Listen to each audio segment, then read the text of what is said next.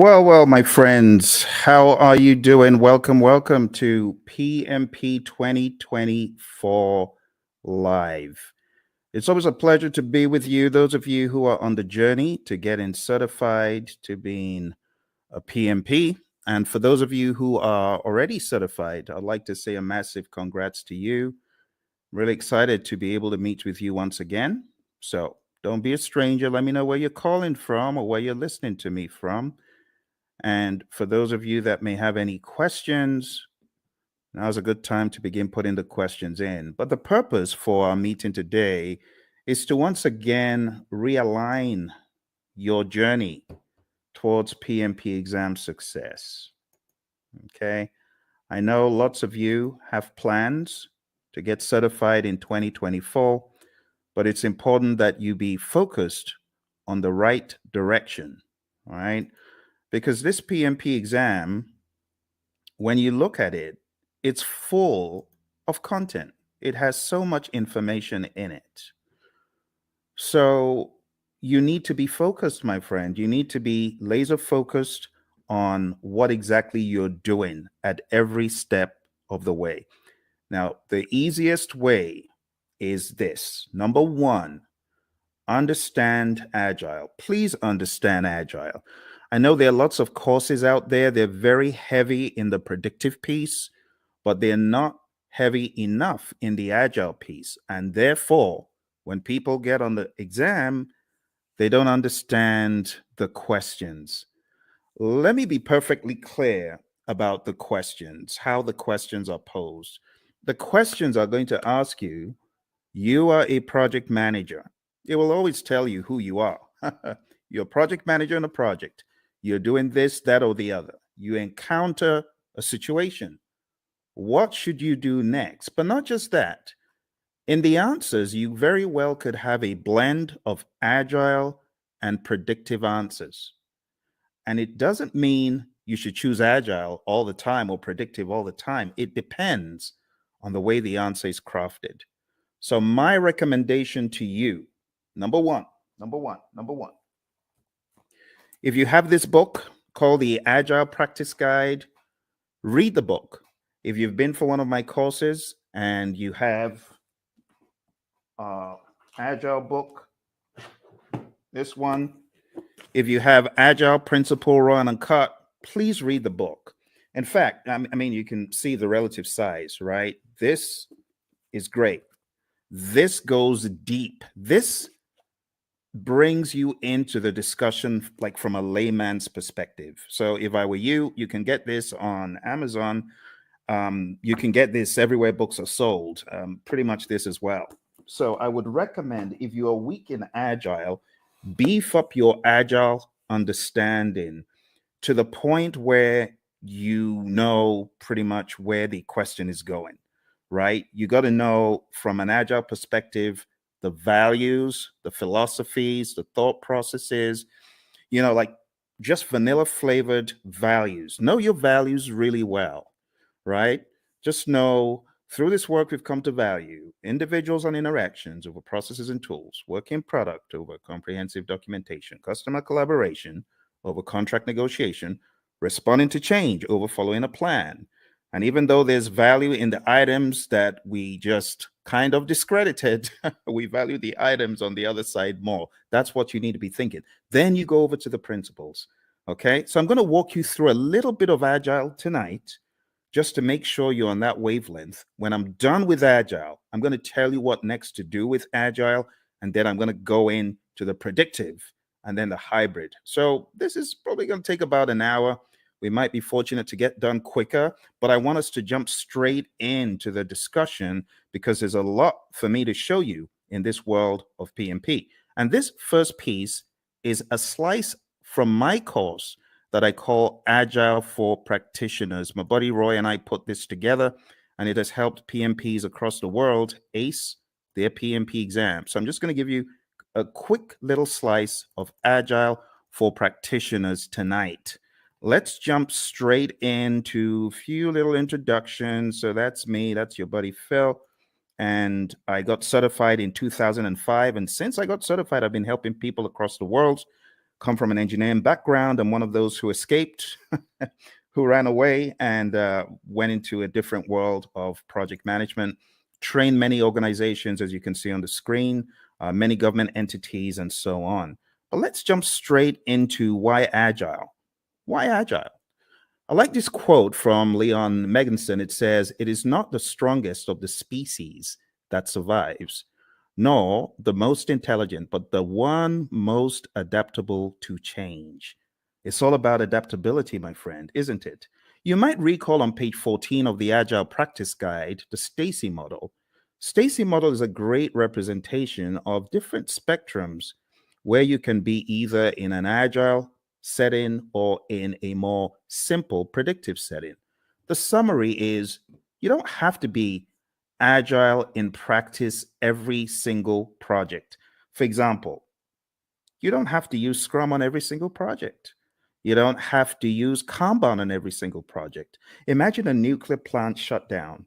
You can't do that saying, we're going to do everything entirely agile. Heaven forbid. You got to be predictive in some instances. And that's why we have the simple zone where we are close to agreement in the requirements and close to certainty as far as the technicality. So we've already gotten that out of the way, right? There's that understanding. Now, taking it up a notch to help you with your philosophies, the idea is in the world of project management, which of these is most important every time? If I asked you to select three things, just three things that you feel are mega important every time, what would they be? Would you choose time? I'm curious. Why don't you chat into me and say, "Hey, Phil, this is what I think. This is what I think is most important on projects all the time." You want to try that? Go for it. Go for it. Go for it. Tell me, what do you think is hyper important? Three things, if you're going to choose three out of these. Any ideas? Is it schedule? Is it budget? Is it scope? Is it customer needs? Is it quality requirements? Or is it team satisfaction? Which three? Chat into me. I'm waiting for you, my friends. I'm waiting. I'm waiting. Come on, you're project managers, right? So you already know the answer to this, hopefully. Which would you choose? Which would you choose?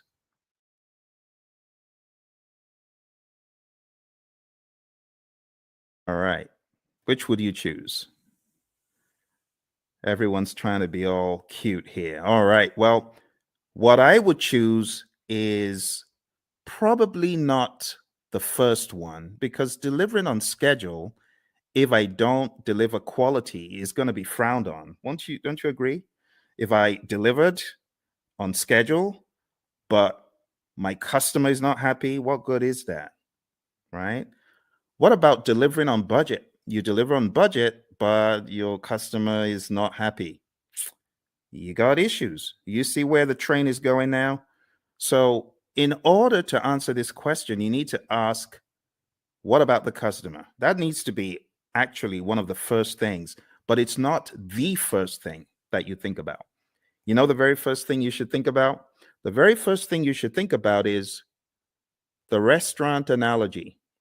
Have you ever been to a restaurant and you made the mistake of being mean to the waiter and they're going back there and you're wondering, oh my goodness, I shouldn't have done that. Who knows what they're going to do to my food? Has that thought ever crossed your mind? Well, it's the same thing when it comes to the world of project management. Because if you are not satisfying your team members, the likelihood is your customer may not be satisfied because the team may not put in their best. But if your team is satisfied, and I'm not talking salary now, I'm just talking being mindful and being empathetic and ensuring that the team has what they need. You know, the Agile Manifesto talks about giving the team the environment and support they need. When you do that, you're likely to have the team meeting quality requirements, delivering on budget, schedule, scope, and the customer is likely to be satisfied. All that good stuff. Okay, so the best answer to this, I don't know if you noticed, this said all plan scope. So you don't have that mindset of, oh, we have to deliver everything. In the world of Agile, no, that's not our mindset. Our mindset is we got to deliver value. It doesn't have to be all the scope. So I was looking for you to choose the bottom three. That's what I was looking for, just the bottom three: customer, quality, and team.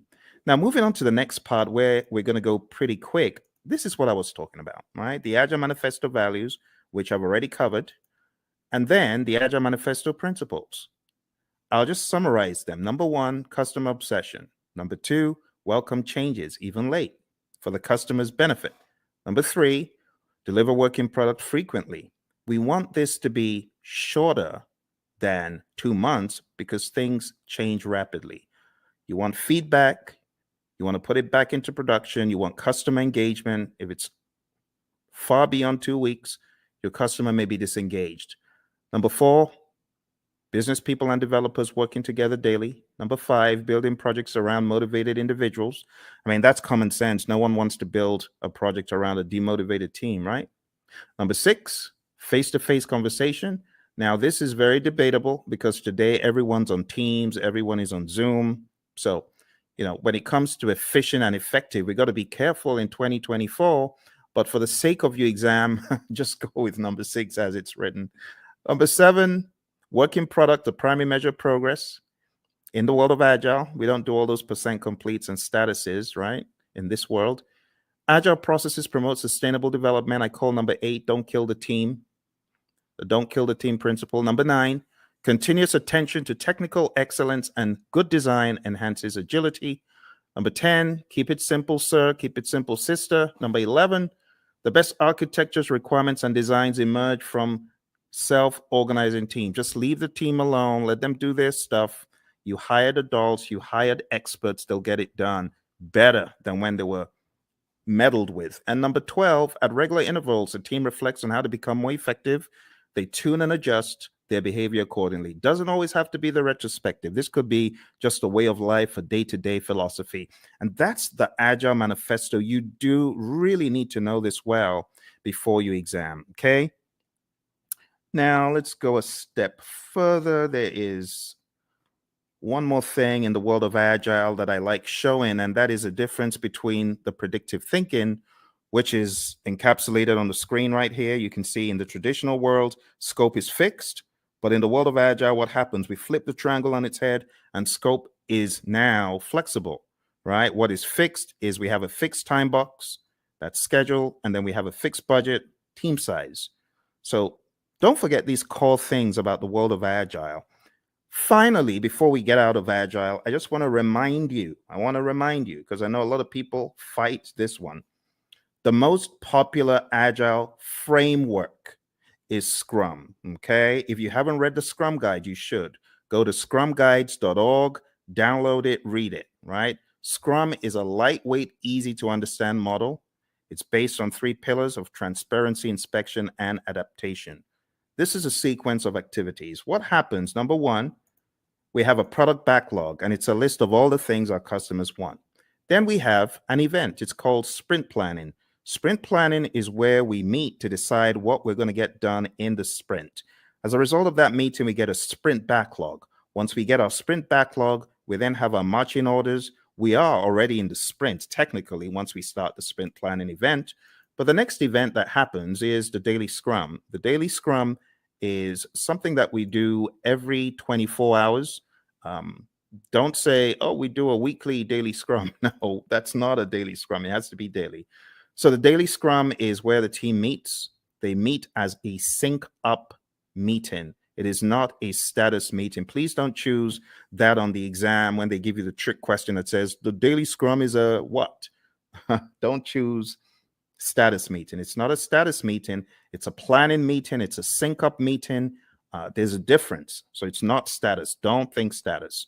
We could either answer the 3 questions, and with a mature team, you don't need to pass the mic around. They know what to talk about, right? But some teams prefer to not answer the 3 questions. They prefer to walk the board or just do some other configuration, right? Some very mature teams, they may not even walk the board or answer the 3 questions. But for the sake of your exam, understand that the 3 questions is pretty staple, and then the walking the board. It's talked about in the Agile Practice Guide, okay? Then the sprint, how long is a sprint? 4 weeks or less in the world of Scrum. In the middle of the Scrum, a lot of teams these days, and I really want to call your attention to a very subtle fact regarding your exam. I'm going to have to go to that book again. And it's a good book, actually. It's not a bad book. It's the Agile Practice Guide. So let's go to the Agile Practice Guide, okay? So looking at the Agile Practice Guide, I want to point out to you that there are a number of things the PMI accentuates on page 50 forward. Okay, so you do need to read PMI's account, because in the Scrum Guide, you don't have any talk about the event called backlog refinement. In fact, in the Scrum Guide, it's looked at as everyday life for the product owner. But in the Agile Practice Guide, it is called out specifically on page 52 in the Agile Practice Guide. And it just reads, in iteration-based Agile, the product owner often works with a team to prepare some stories for the upcoming iteration during one or more sessions in the middle of the iteration, okay? So this account is about 2 paragraphs, but you don't find this in the Scrum Guide. You should pay attention to backlog refinement. You should pay attention to PMI's account of Agile, PMI's account of all things that are on the exam, okay? So even though backlog refinement in this image I've graded because it's optional, you should, as a PMP candidate, be aware that PMI has 2 full paragraphs. It says there is no consensus on how long the refinement should be. There's a continuum of just-in-time refinement for flow-based Agile. The team takes the next card off the to-do column and discusses it. And then it says many iteration-based Agile teams use the time-boxed 1-hour discussion midway through a 2-week iteration. And that's exactly what I'm depicting on the screen. This is midway through the iteration. The team takes some time out. They do the backlog refinement. They go through the whole idea behind the INVEST acronym. Now, this is not a place for us to debate whether it is good or bad, because I have some of the Agile zealots who hate the INVEST acronym.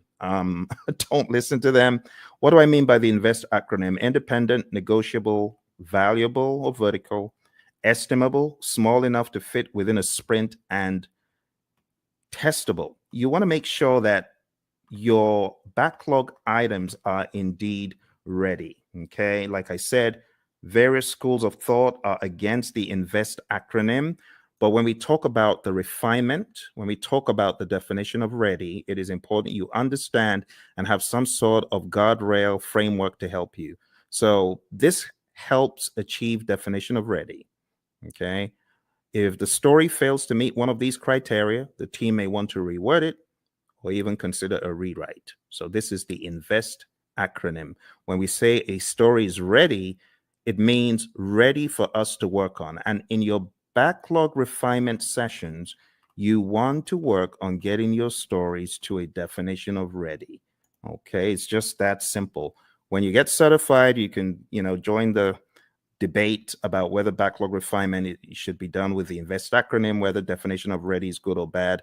I'm not here for all that, right? But just know for your exam, it's in the Agile Practice Guide. All right, moving on. We have the sprint review event, and this is where the customer, could be the end user involved as well, the stakeholders. This is where there is a review of what was created, the increment, right?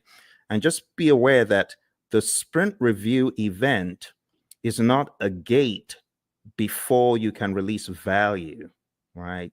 You can release value all through the sprint. It doesn't have to be one time. And in fact, you could get to the end of a sprint and you may not have a featured enough item, so you may not actually release. That's why we call it a potentially shippable increment. Lastly, we have the sprint retrospective event. And in the sprint retrospective, you already know this, I'm sure. This is where the team reflects, they look at what they could have done differently, what went well, what didn't go so well. It could also be a great team bonding exercise, and it's generally closed off to the Scrum team. And when I say Scrum team, I'm talking about the product owner, the Scrum master, and the developers, okay? So feel free to put any questions in there if you've got any questions for me, because I know for some of you, we have already gone through an extensive 35-hour course. You already know a lot of this stuff, but you might have forgotten some of it.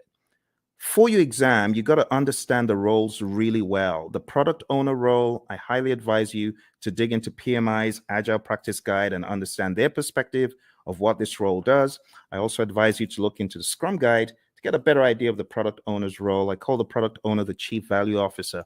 Also understand what the Scrum Master does. The Scrum Master is a coach, not just a coach for the immediate team, but also a coach for the entire organization. This is someone who should be a champion in my mind for Agile and someone who should be making change on a grander scale. When you get into the nitty-gritty of your exam, you do need to know the 5 events. So the sprint, understand that in the world of Scrum, it's 4 weeks or less. Understand what sprint planning is all about. As I said, one of the things you should do before coming into sprint planning is you should have done some backlog refinement. So all your time isn't going on breaking down those huge monster epics or just realizing what exactly the customer was asking for all along. This is where the product owner needs to wear the hat of Chief Value Officer, understand what should have come next. And when you get into sprint planning, it's generally going to go a lot smoother. The daily scrum, as far as this is concerned, the 15 minutes is pretty standard. It's non-negotiable for your exam. Just know that 15 minutes is a time box. When it comes to backlog refinement, like I said, we want our stories or our requests to be sprint ready.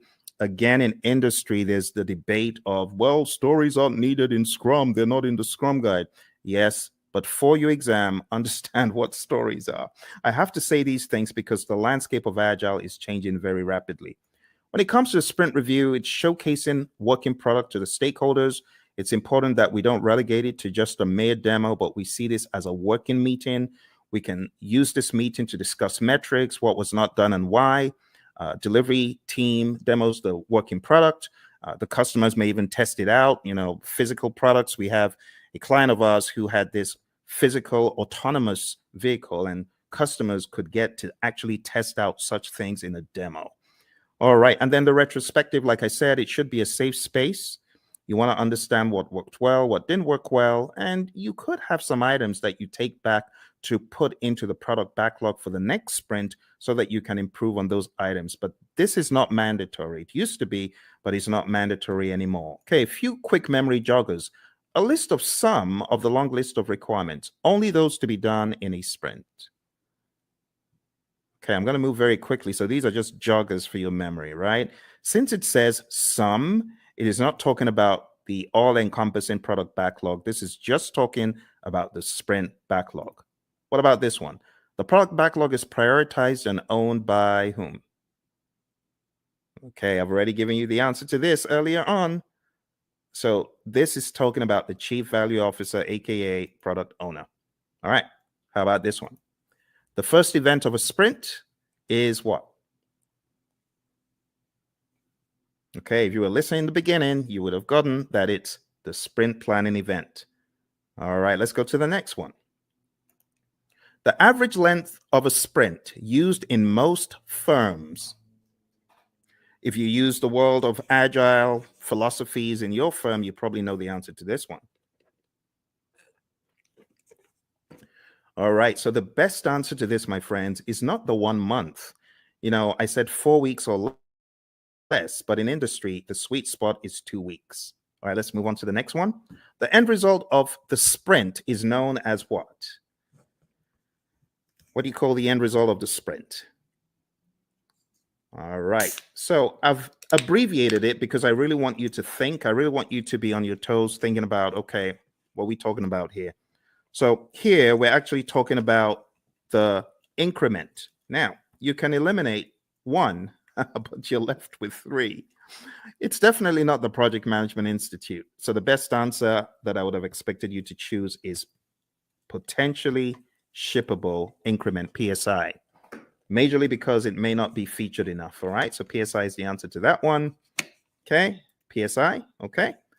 Next one, a daily scrum is what? What is a daily scrum? Is a daily scrum a planning meeting, a status meeting, a phase gate, or resolution meeting? Hey, Lawan.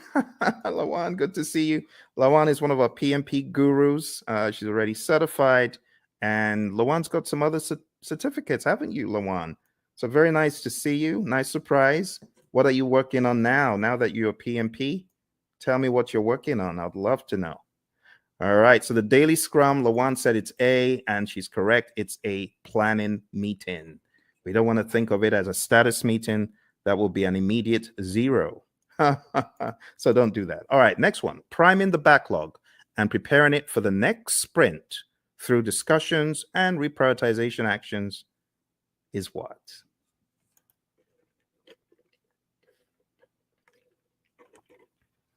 Awesome. Lawan is on it.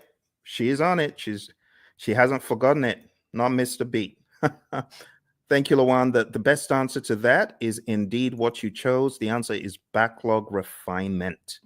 And backlog refinement, we talk about it as being not mandatory as far as an event, but in the Agile Practice Guide, we see it there front and center. All right. The potentially shippable increment should be shown to the customer in a demonstration. This is known as what?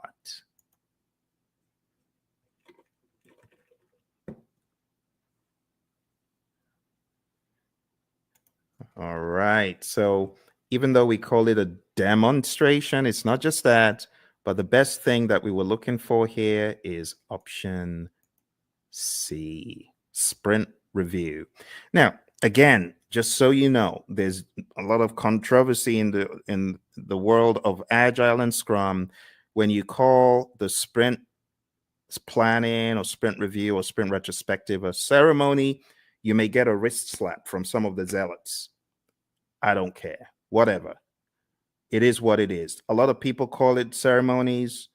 A lot of people call them, other things, and that's it is what it is. Okay, Lawan. Lawan says she's working on her PSM. Awesome, Lawan.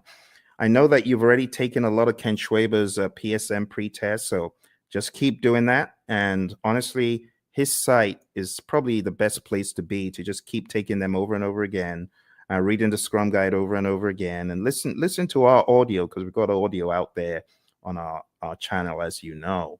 But well done, and try your best to listen to the lessons learned that are out there. We got lessons learned from the PSM from our friend Darian and Cindy, who both got certified last year. So I would recommend listening to them. I am going to put a link in the chat right now so that you can go listen to that episode.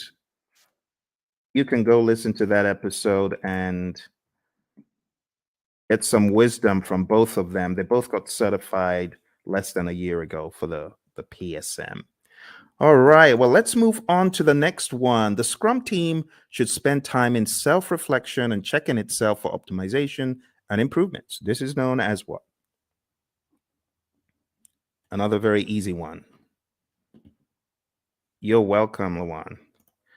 All right, another very easy one, very easy.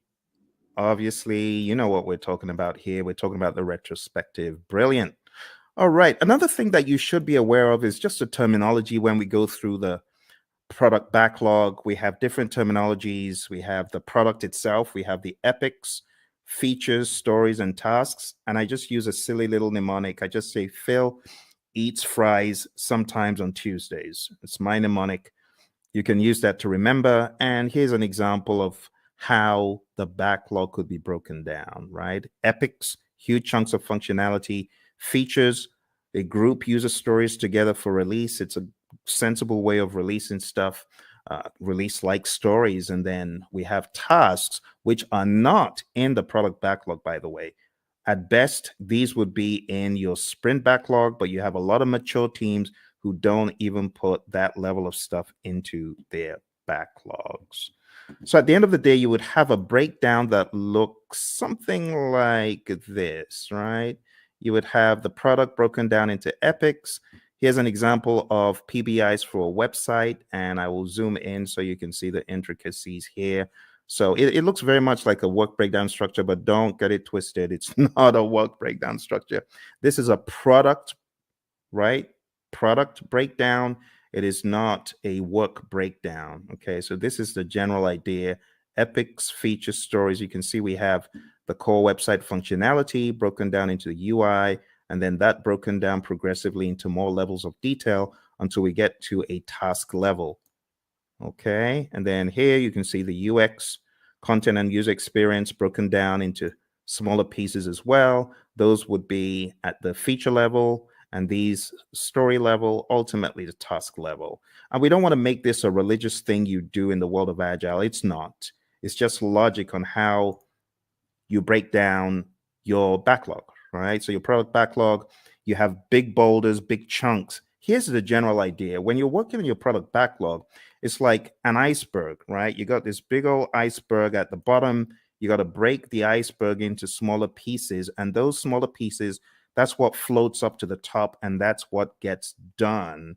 If the product owner, of course, is thinking properly, that's what should happen first. Okay, the next big difference that I want to point out is the difference between the definition of ready, which we talked about earlier. Go listen to it if you didn't, and then the definition of done.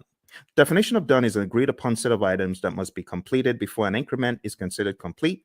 Do not mix this up with the acceptance criteria at the back of the card. The acceptance criteria, of course, could be one of the items that we are looking to be complete, looking to have met the requirements.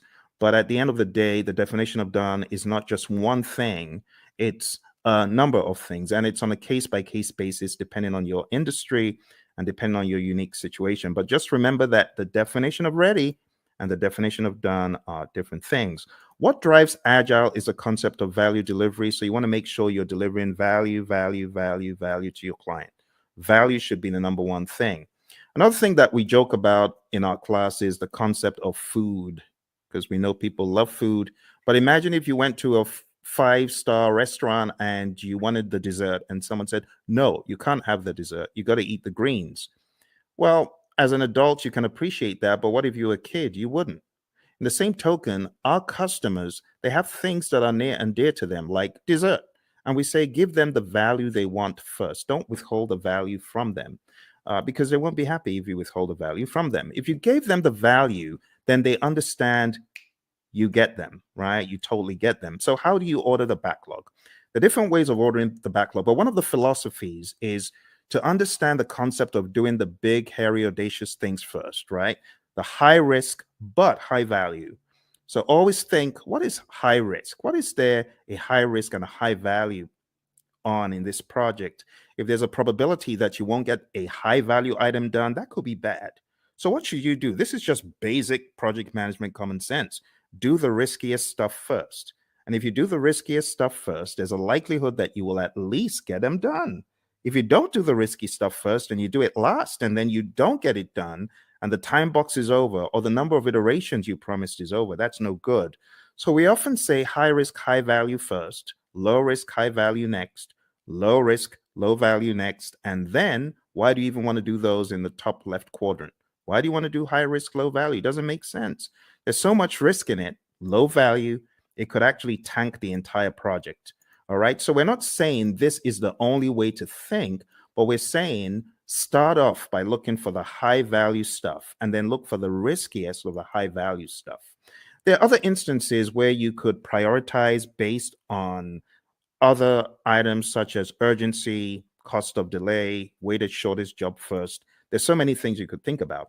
So when we think about ordering the backlog, the job of the product owner is a rather interesting one because the product owner has to think so many things: revenue, demand, importance to end users, frequency of use, the risk of not having it, and so on and so forth. So as a product owner, your thinking always needs to be what is most important. Now, the product owner sometimes falls into the fire alarm trap, which is pandering to people who are shouting the loudest. That is not the way to do it. You want to use more sensible criteria like NPV, ROI, Moscow, and Kano, which are really just categorization techniques when you think about it.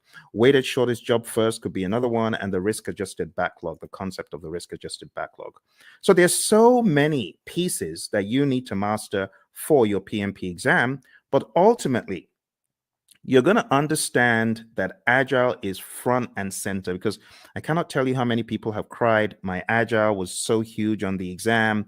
I was not able to answer the questions quickly enough. It took me such a long time to read them and things like that. So you got to be ready. Scrum is definitely the big number one framework for the world of Agile for your exam. And then the number two framework that I would highly advise you to hone in on is Kanban. Just understanding how Kanban is structured, what it actually means when we say limit your WIP and why we say limit your WIP.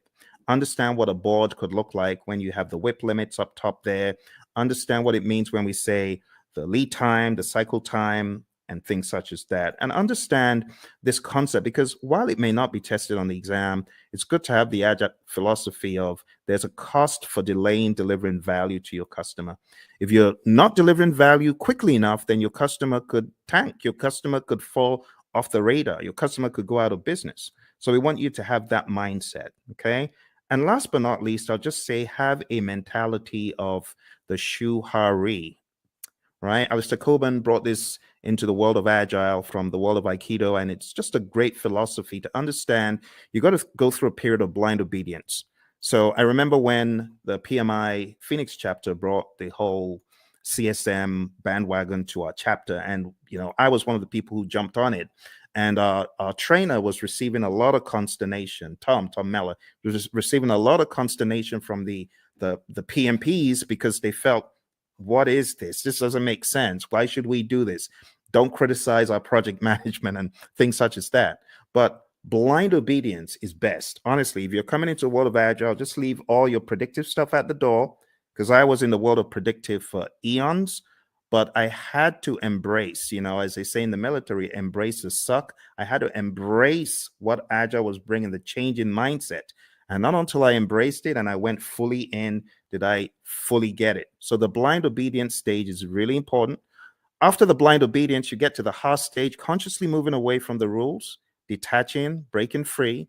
And when you have done this for a period, you now understand the why, and you are just on autopilot Agile when you get to the restage. You're unconsciously finding an individual path to go beyond or transcend.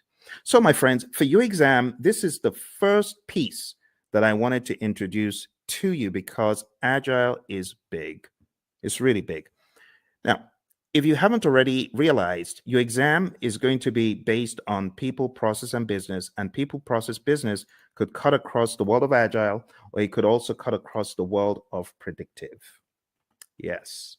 And that is why I should not say the 12 principles. 12 principles are important. That's in PMBOK 7. So let me just get the 12 principles out of the way for a quick second.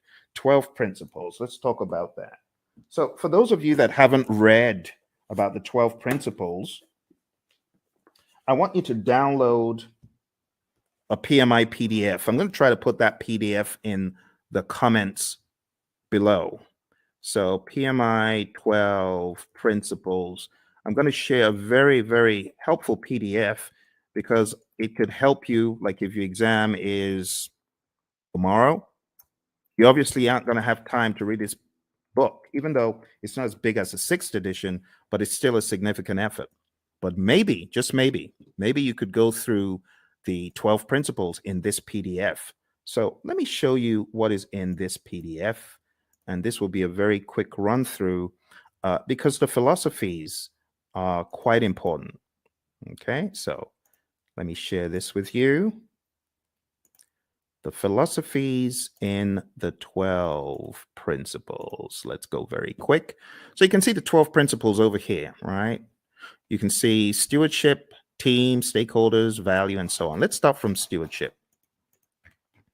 Going all the way back to stewardship. So this just says you've got to be a diligent, respectful, and caring steward. All of those things there are extracted from the PMBOK 7th edition, and this is kind of like the most significant part of the book in my mind. So if you open up the PMBOK Guide 7th edition and you go to page 24, okay, I want to make it very clear, very clear. Okay, here, this is it. This is it. I know it looks transparent, but this is it. PMBOK 7th edition. So if you go to PMBOK Guide 7th edition and you go to page 24, it says, be a diligent, respectful, and caring steward. And that's what you see here, stewardship. Stewardship includes integrity, care, trustworthiness, and compliance. And the summary is this: act responsibly to carry out activities with integrity, care, and trustworthiness while maintaining compliance.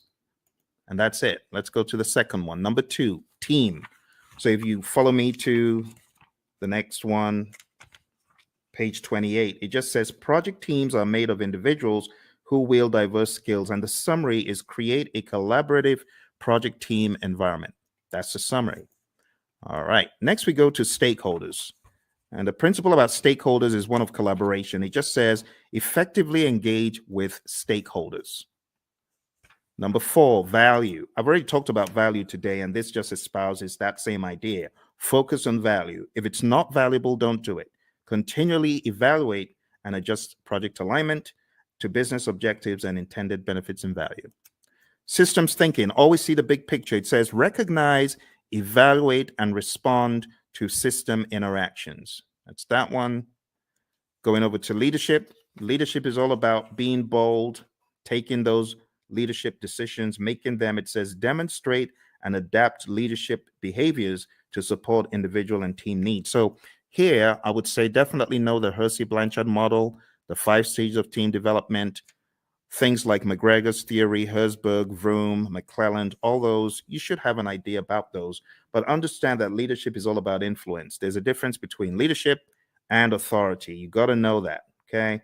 Even in the power interest grid versus the influence impact grid, there's a difference between power, authority, and influence leadership, okay? You got to remember that. So demonstrate leadership behaviors. Moving on to tailoring. Tailoring, it says, tailor based on context. The summary is you cannot throw the entire PMBOK guide or guides or process group or practice guide at every single project. All right, next one is quality. It says build quality into processes and deliverables. You got to think quality. It says maintain a focus on quality that produces deliverables that meet project objectives and align to the needs, uses, and acceptance requirements set forth by relevant stakeholders. Let's move on to complexity. Complexity, it says navigate complexity. The best way to navigate complexity is to understand the dimensions in it. The dimensions, human behavior, system behavior, uncertainty itself, and ambiguity, and technological innovation. There's a difference between these two. So let me go over these on page 51 very quick for you. Ambiguity is a state of being unclear. It says of not knowing what to expect or how to comprehend a situation. Then it says uncertainty is a lack of understanding and awareness of issues, events, paths to follow, or solutions. The summary is this. PMI is saying complexity is a characteristic of a project, and you as a project manager, you need to know how to manage it. How do you manage complexity? Let me take you back in time to the Stacy complexity model, remember? Now, how did we say we would work on complexity? We're going to break things down into smaller pieces, do things in iteration. Sounds like agile, right? Because that's what we're talking about. All right, number 10, optimize risk responses. It says continually evaluate exposure to risks, both opportunities and threats, to maximize positive impacts and minimize negative impacts to the project and its outcomes. Number 11, embrace adaptability and resiliency. It says build adaptability and resiliency into the organizations and the project team's approaches. It says most projects encounter challenges or obstacles at some stage. The combined attributes of adaptability and resiliency in the project team's approach to a project help the project accommodate impacts and thrive. Adaptability refers to the ability to respond to changing conditions. Resiliency consists of 2 components: the ability to absorb impacts and the ability to recover quickly from setback or failure. Last but not least, we have number 12, one of my favorites, and this says enable change to achieve the envisioned future state. It says prepare those impacted for the adoption and sustainment of new and different behaviors and processes required for the transition from the current state to the intended future state. Here's the deal, my friends. If you're ever going through change, just remember that people are different. Some people cannot absorb change very well, and others can. So you must approach it from a humanistic standpoint. You have to be empathetic. You have to understand the J curve, the way the J curve works. People are going to be in that valley of the J curve, pondering and wondering, how does this impact my life? They're going to be down in the dumps. So what the PMI advocates quite a lot is sense-making sessions. Don't forget the people. All right, and that's pretty much it for PMBOK 7. For those of you who have been asking the question, Phil, does that mean I need to just read the entire PMBOK 7? I've told you, listen to what I'm telling you. Read, I've given you one PDF. Can I give you one more PDF from the PMI? Let me give you one more PDF from the PMI. I'm going to give you the domains PDF because I know some of you, you're still wondering, but what about the domains? I need to know the domains. Okay, I'll show you the domains. You want domains? We'll go to domains tonight. I'll show you. So here we go. Here are the domains. Okay, just to ensure that your curiosity is satisfied, there are 8 domains in the PMBOK Guide 7th edition. Now, stay with me because I know some of you are fixing to run away. Stay with me. Okay, I got to explain this. This is PMBOK 7. This is PMBOK 6. PMBOK 6 is a wildebeest. It's huge, right? It has 756 pages. This one, on the other hand, has 300 something pages. However, when it comes to predictive project management, this does not do a good enough job, which is why the PMI have included in their library something called Process Groups of Practice Guide. And that took from the now out of publication 6th edition, and they put together Process Groups of Practice Guide to walk people through the knowledges and process groups. Because, should I just be honest? People ain't buying the domains. People are like, we've known the process groups and knowledge areas for the past 2.5 decades. Why are you giving us? It reminds me of the Israelites. Why are you giving us this stuff to eat? Why are you giving us why are you giving us PMBOK 7 to eat? So let me show you the summary, okay? Let me show you the summary. Here is the domains, okay? I've put the domains in the chat. Now let's share the domains very quick. Now, I'm going to read for you from the PMBOK Guide 7th edition, and hopefully you will not ask me this ever again because I feel it's not a very good use of our time, but I know some of you are curious. So let's go to page 7. And another thing about this book is it has 2 sets of pages. You have page 1 in the side where you have the principles, and then you have another page 1 where you have the domains. But let's talk about the domains. Listen carefully. It says, a project performance domain is a group of related activities. That's the difference. It did not say a group of processes. You get it? A group of related activities that are critical for the effective delivery of project outcomes. Project performance domains are interactive, interrelated, and interdependent areas of focus that work in unison to achieve desired project outcomes. There are 8 project performance domains. Number 1, stakeholders. Number 2, team. Number 3, development approach and lifecycle. Number 4, planning. Number 5, project work. Number 6, delivery. Number 7, measurement. And number 8, uncertainty. Let's go through them hyper quick. Stakeholders is all about your care for your stakeholders, understanding that you need to effectively interact with them. In other words, you need to manage their engagement. The team domain is all about caring for the team, team health, and team optimization. Development approach and life cycle is all about selecting the right development approach. Is it going to be agile? Is it going to be predictive? Is it going to be incremental? Is it going to be agile? And then going down into the smaller silos, is it going to be Scrum? Is it going to be Kanban? Is it going to be TDD? Is it going to be ATDD that we use here, right? And so on and so forth. Planning is all about planning the project. It's that simple. Project work, as it says here, addresses activities and functions associated with establishing project processes, managing physical resources, and fostering a learning environment. Watch this. Project work is associated with establishing the processes and performing the work. Boom, performing the work. That's the direct and manage project work process and everything connected to it. So just think executing. The next one is delivery. This just makes sense. You create a product, service, result, feature, function. It needs to be delivered. And that's what you're doing in the delivery performance domain. It addresses activities and functions associated with delivering the scope and quality. You see those two? Scope management, quality management. I told you you were not missing anything. That's what these domains are all about. The next one is measurement. Now, this one, I must say, is a worthwhile inclusion in the dialogue, because a lot of times you have individuals who are measuring stuff and their measurements are probably not sensible. For example, a company my buddy Roy worked with, the company said to the testers, we're going to reward you if you find bugs. The more bugs you find, the more rewards you get. So these people aren't stupid. Of course, they had friends who were developers. So the developers started cranking out some soft bugs, not really malicious bad bugs, just soft bugs that will get their buddies a reward. What a ridiculous metric to measure. So don't measure the wrong thing. That's what this is telling us. Measure sensibly, and also be aware of the vanity metrics phenom. Don't fall into the trap of vanity metrics. Actually, the PMI has a very good breakdown of why you should be very particular about metrics. It says on page 96, we have leading indicators and lagging indicators. So be aware of what you're measuring. Is it a leading indicator predicting changes or trends, right? Leading. In other words, the metric is smart. The metric tells you what is about to happen before it does. Or we have lagging indicators. Now, lagging indicators, I'm not saying they're dumb, but they measure deliverables or events after the fact. Okay, so leading indicators, that's your magic right there. Lagging indicators, not bad. They're still helpful, but it's after the fact. And it says what to measure. You got all sorts of things on page 98, which is a good breakdown of what to measure.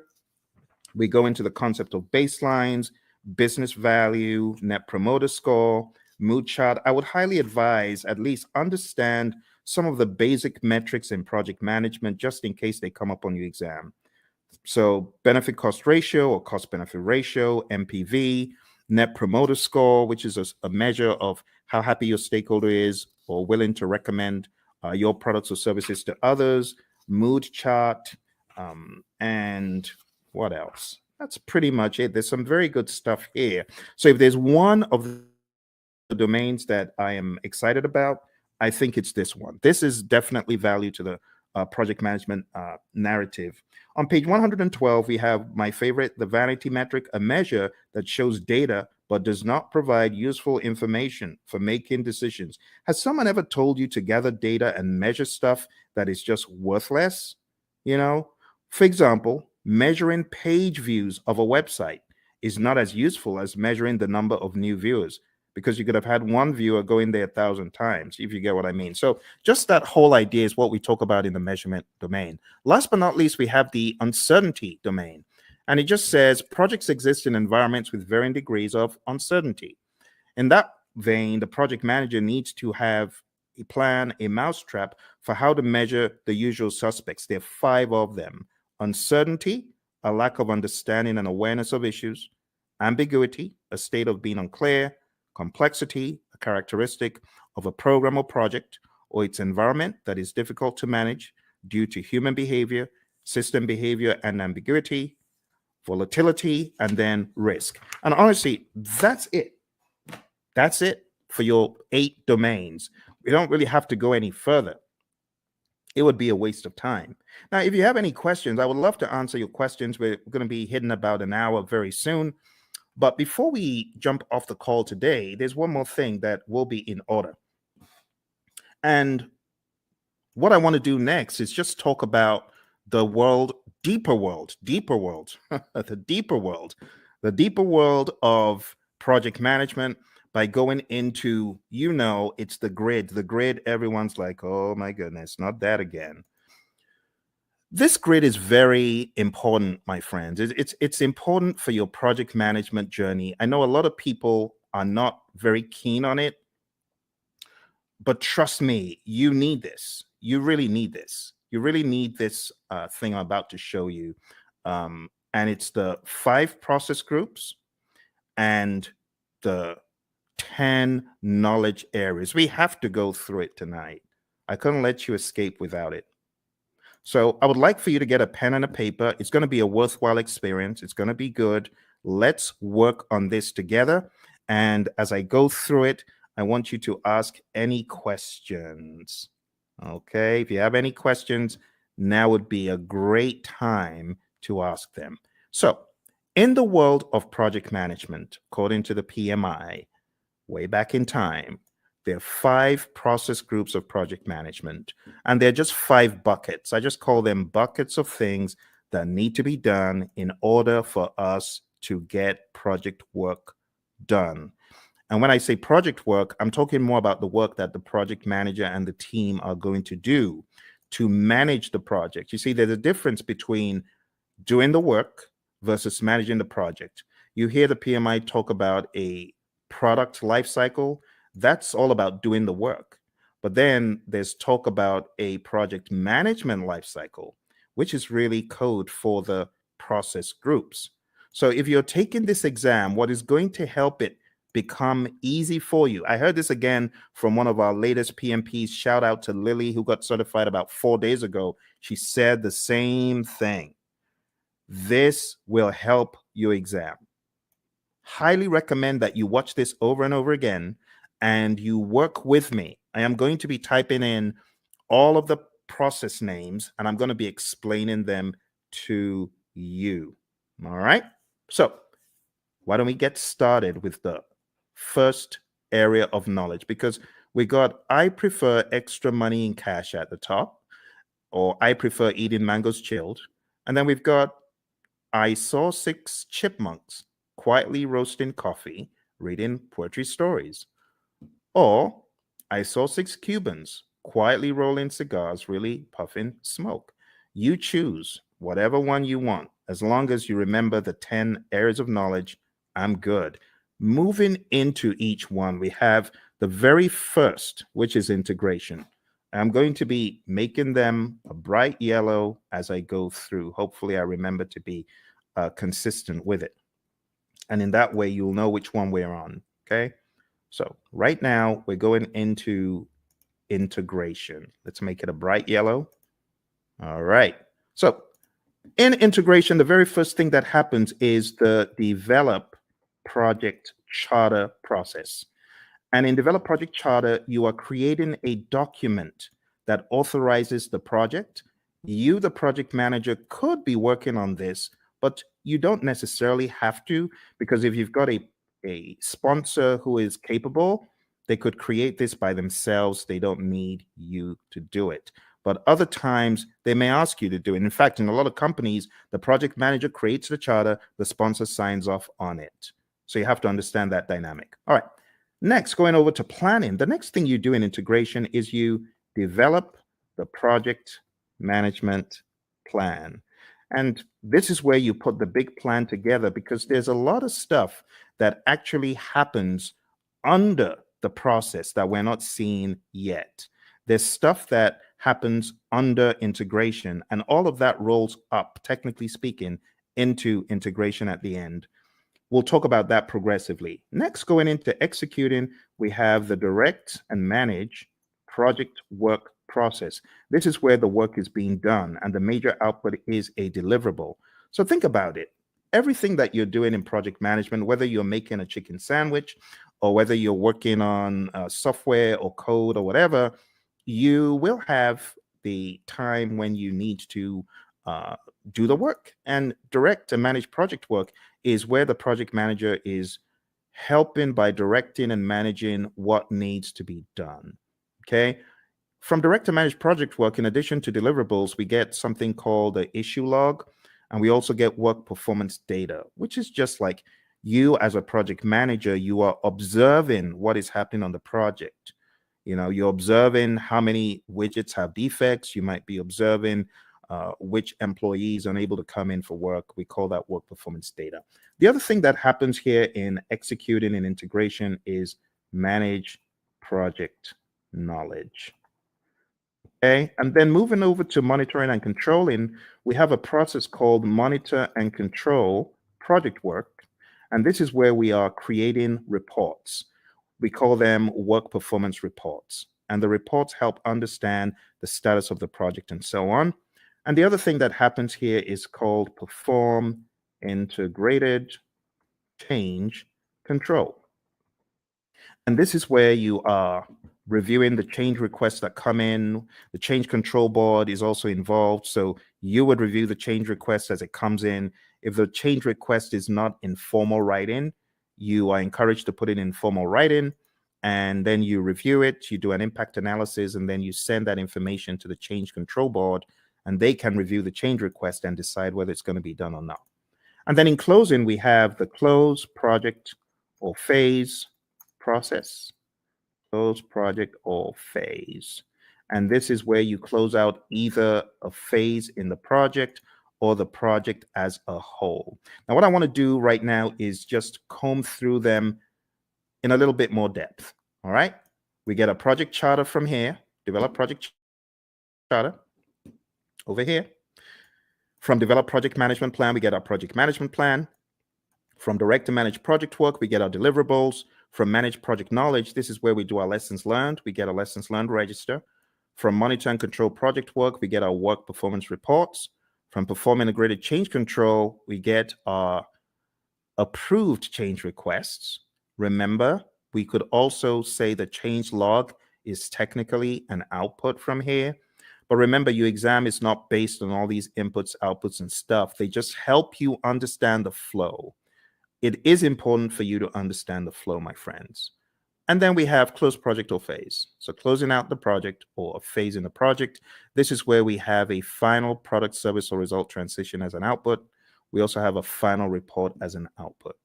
Okay. Now, these are not just random words that I made up.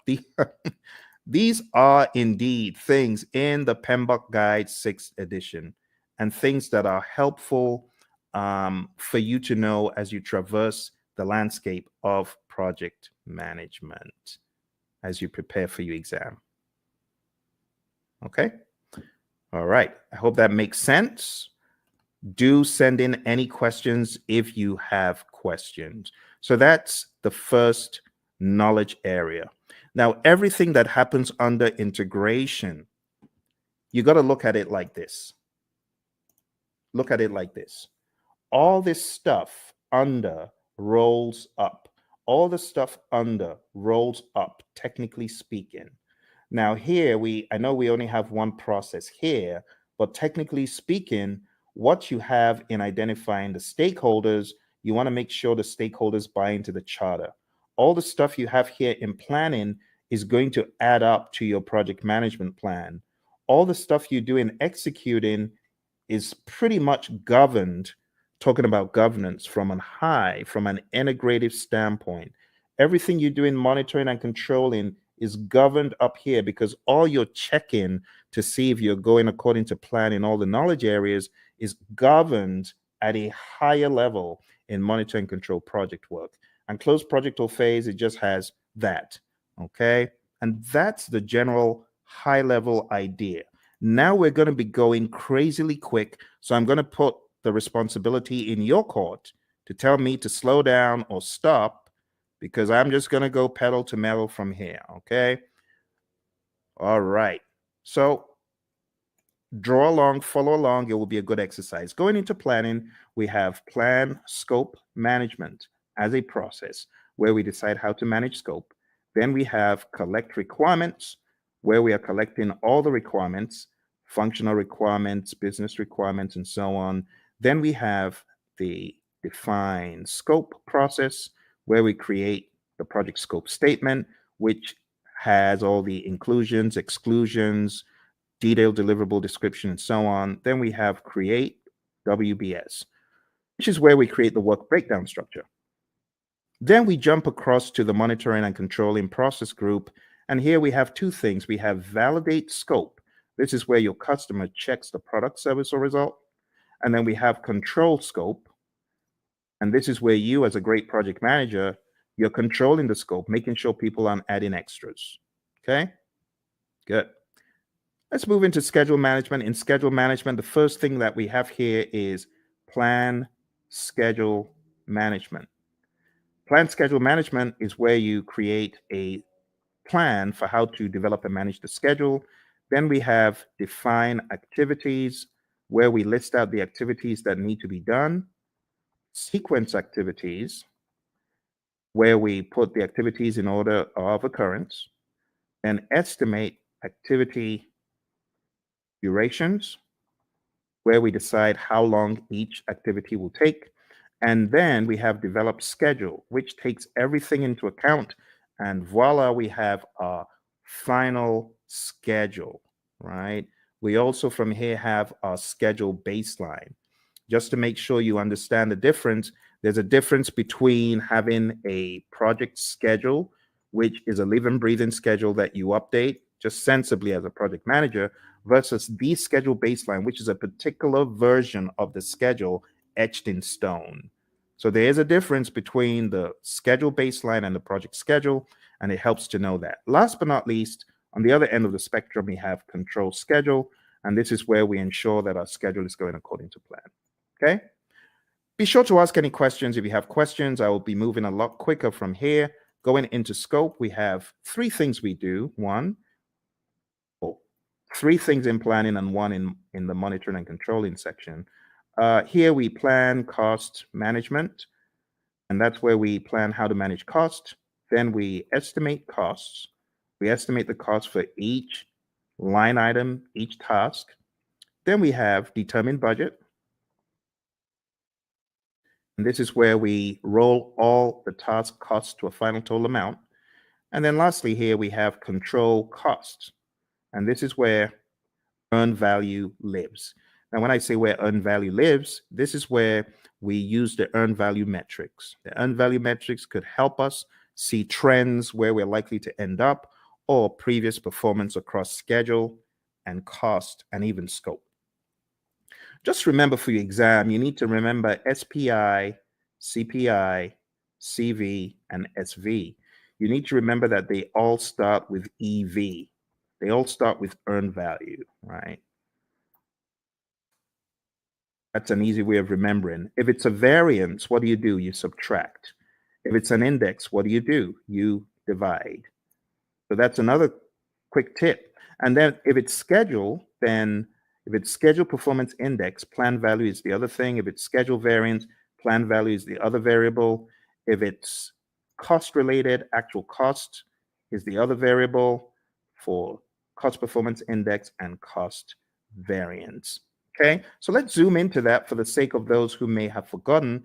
The big thing for your exam is really knowing what does SPI mean if it's 0.4, or what does CPI mean if it's 0.4. Anything less than 1 is bad for the indices, right?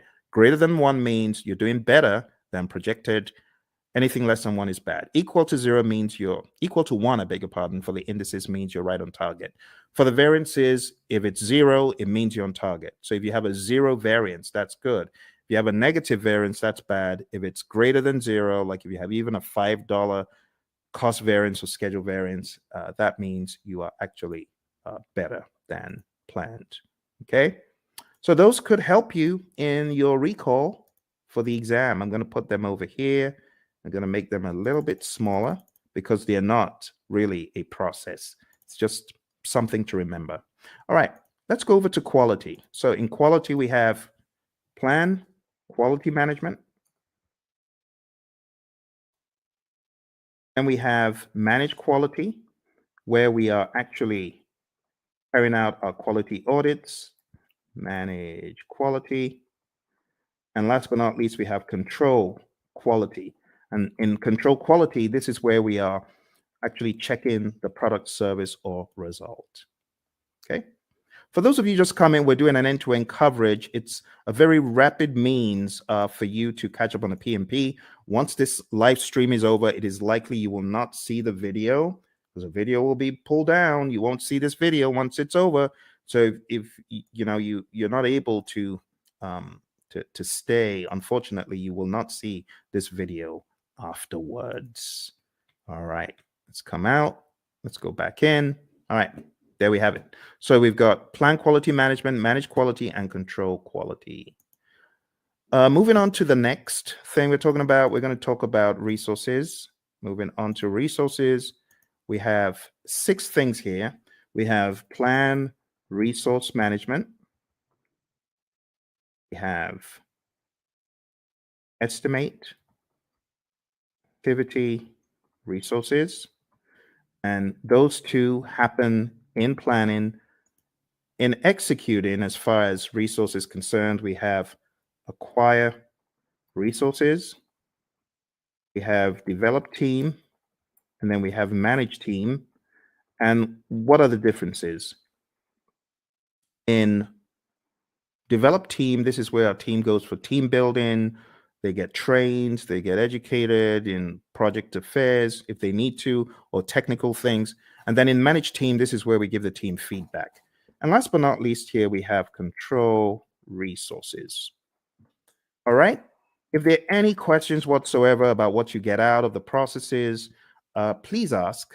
I know I'm going pretty quick because I have so many videos about this stuff on the channel that I'm expecting that you might have maybe even already gone through some of those. Okay, let's go on to the next one. Next one is communications. And in the communications knowledge area, you're going to do three things. You're going to plan communications management. You are going to manage communications. In other words, you're going to communicate. This is where you're going to distribute information to people. This is where you could have reporting done in meetings. And last but not least, we have monitor communications. Okay. Again, I want to encourage you, if you haven't mastered this, this is important for your PMP exam. I know some people feel, oh, this is old stuff.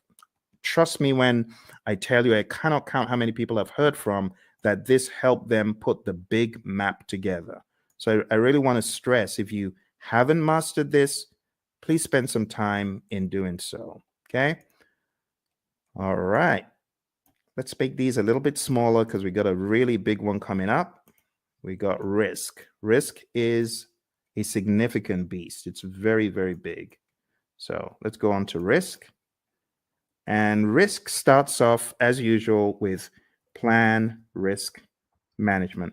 This is where we create a plan for how to manage risk. Then we identify the risks. Then we perform a qualitative risk analysis. Think about it like a high, medium, low, or on a scale, numbers that generally don't equate to the same thing from project to project, but they help us in the prioritization of the risks, as far as which risks are we going to go after, which ones are we going to leave alone, so on and so forth. All right, moving on. We have perform quantitative risk analysis.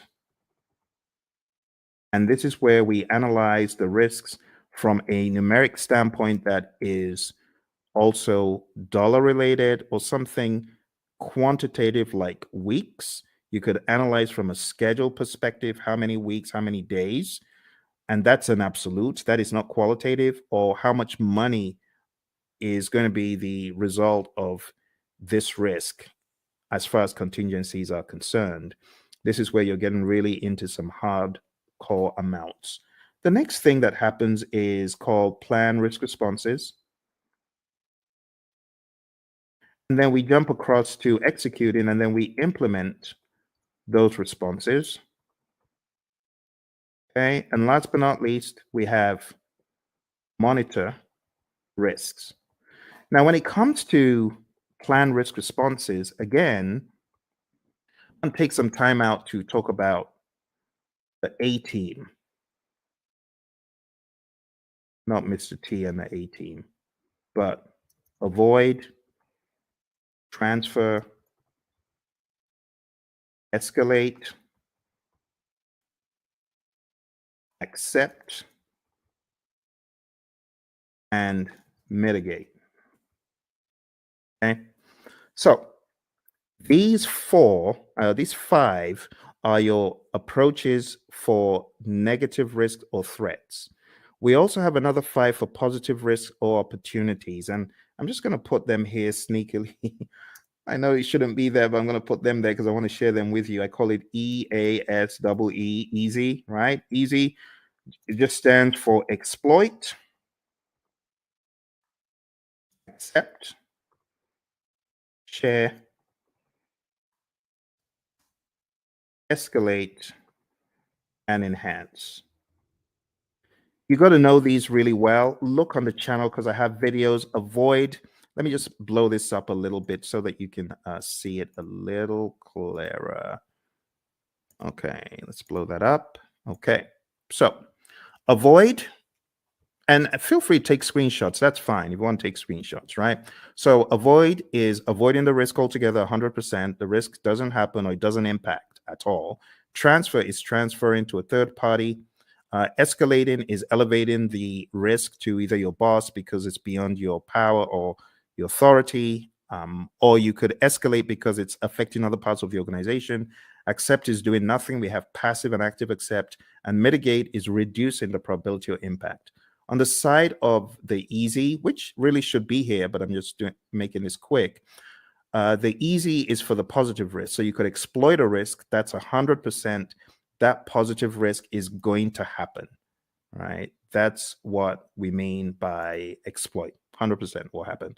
Accept is doing nothing. We have passive and active accept again. Sharing, again, same strategy as I said for transfer. You involve a third party. It could be a special purpose company. It could be a sister organization that you share the positive risk with. Escalate, again, escalating it to a higher power because it's beyond your project or because it's beyond your power. And then enhance is really just increasing the probability or the impact of the positive risk. All right, so that's risk, my friends. We are going pretty quick here, and we are going to be done before you know it. Let me go back and share the last pieces of information because we have just 2 more knowledge areas. Aren't you amazed at how quick that has gone? You know, in some courses, the entire 1 week is spent on that. They spent 5 days taking you through what I'm showing you in minutes. That's why you need to come to my course. Come to my course. I'll do a lot of time optimization for you. You want to join my course, go to hpmexam.com or go to tinyurl.com/elite PMP or tinyurl.com/elite CAPM. I'm going to put those links in the chat because I know some of you are like, how do I join your program, Phil? Well, you just need to go to Elite PMP. You can start studying with me tonight, like right away. You can start studying with me right now because if you sign up there, you'll be able to join immediately. It's on Udemy and costs 24 hours a day. You just decide when you want to join. And if you're getting ready for the CAPM exam and you're wondering how to get certified, you can join me on the Elite CAPM program as well. I'm going to put that in the link. Do that. Put that in the chat. So go to Elite CAPM if you're keen on studying with me for the CAPM exam. And then if you want to be on my full-blown training for project managers, not only to get them PMP certified, but also to elevate them to the next level after PMP. In other words, showing you how to succeed. You can just jump into my program, which is called hpmexam.com PMP exam immersion. Let me put that in the chat as well for those of you who are curious, because I know some of you are feeling the training right now. You're like, my goodness, I just spent $2,000. I spent 10 times more. I got 10 times less in a different program. If that's you, I want you to smash that like button. Tell me if that's you. I want you to hit like. I want you to subscribe to the channel, and I actually need you to share it with your friends. Okay, that's what I need you to do. So if you want to study with me, do that. And if you're like, Phil, I ain't got a dime. I'm just trying to get by. Hey, that used to be me. That used to be me back in 05. I didn't have a dime. And that's why I've got you covered. I've got a free 30-hour program right here on YouTube. For those of you who are on YouTube, those of you who are on the other platforms, thank you for joining me from the other platforms. I see you. I see all of you across the platforms. So if that's you and you're like, Phil, I ain't got a dime, I got you covered. I'm going to put a link in the chat, and this is to my 30-hour free program, totally free. All you need to do is go on to pmp.pmradio.org, and I've got over 30 hours of free video. Free, totally free. No catch. The only thing I ask, though, if you really want to support the channel, because I know some of you you gained so much from the channel. Just go get the book, PMP Exam Immersion, right? The PMP Exam Immersion book, I'm going to show you tonight how to put everything together in context. And if you wanted to get this book, like download the book right away, you can. This book has the deep secrets to your PMP success because it puts everything together. It puts agile, predictive, hybrid, it weaves it all together. It's called PMP Exam Immersion, the book. So I know I have the course, but this is the book. And if you get the book on the link that I just shared, you'll actually be able to download a workbook. And the workbook has 100 of these crazy, what should a project manager do next kind of questions. So whatever the case, whether you can afford it or not, I got you covered. For those of you who say, Phil, I'm just, trying to survive here. That used to be me. So I got you covered. Don't worry. Just go to pm.pmradio.org, and you're gonna be extremely delighted when you see what I have in store for you guys and girls. Okay. So let's jump into the final piece of our journey today, which is going over the last two. I'm going to make the others very small, just so that everything can fit on the screen. Okay. Some of these processes, they occupy a lot of space. I might be able to make a few of them bigger, like quality is actually not that much. And if you haven't gone through this rites of passage, well, I'm glad you're going through it right now. This is a brilliant opportunity for you to see how the entire table comes together. All right, so procurement. What do we do in procurement? Number one, we plan procurement management. Plan procurement management is where we decide, are we going to buy or not? Are we going to make or are we going to buy? If you decide to buy, then we go through the procurement process, the philosophies, right? And we do the RFPs or the RFQs or the RFI, request for proposal RFP, request for quote RFQ, request for information RFI, IFN, invitation for negotiation. I'm talking so quick because I want to get done. I want to get done. It's a weekend. It's a weekend. You see, the labor of love, your buddy Phil is here for you to help you. Because once I hit the road again, it's going to be hard for me to do these. And I hit the road very shortly. All right, conduct procurements is where you take a look at all of the proposals that were sent in and you select one or two, you award a contract, and then control procurements. This is where you are checking to ensure that the vendor, the seller actually did what they promised. You want to make sure that they are delivering. You want to make sure that they are on time. You want to make sure, as one of my students said, hey, my client just showed up and we do interior for airplanes and they just showed up to do an audit. That's control procurement. You want to make sure that the seller is really upholding the quality. And the funny thing is they weren't, because, some of these folks, they bring in, they want to show off to their friend, like, oh, you need to take a look at this aircraft that we're refurbishing. So unfortunately, on that day, one of them brought his buddies into to the workplace. Bad move because the customer showed up. All right, let's finish this off. All right, last but not least, we have stakeholder. So over here, we have identify stakeholders. This is the only one that you have in the initiating process group. And then we have plan stakeholder engagement. And then we have, after you've planned how to engage a stakeholder, then we have manage stakeholder engagement. This is where you're actually engaging your stakeholder, speaking with them, communicating with them, working with them. And last but not least, we have monitor stakeholder engagement. Okay. And my friends, that's it. I just showed you. Please give me a round of applause. Give me a round of applause, please, please, please. I think I deserve it because I've done what a lot of instructors won't do. I took you through the entire Agile curriculum. I've taken you through PMBOK 7, principles, domains, and boom, now I took you through PMBOK 6. PMBOK 6. Do you know how much time that would have taken to go through these books alone? Do you know what that would have taken?